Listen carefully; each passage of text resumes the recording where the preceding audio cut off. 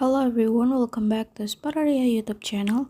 Alright guys, so yeah, in this video I would like to share you a tutorial on how to turn off vibration on the keyboard on Poco M7 Pro.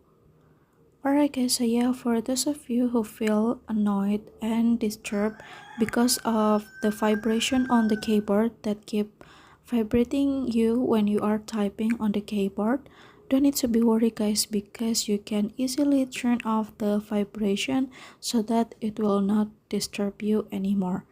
And how to do that is very easy. So yeah, without any further ado, now let's get started to the tutorial. Alright guys, so yeah, the first thing first that you have to do is, of course, now you can show your own keyboard like this.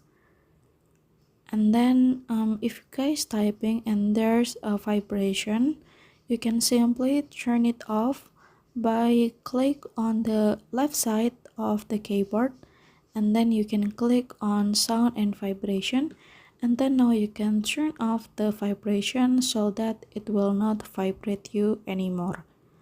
Alright guys, so yeah, it's easy, right? And here's the tutorial. Thank you so much for watching. See you guys on the next video.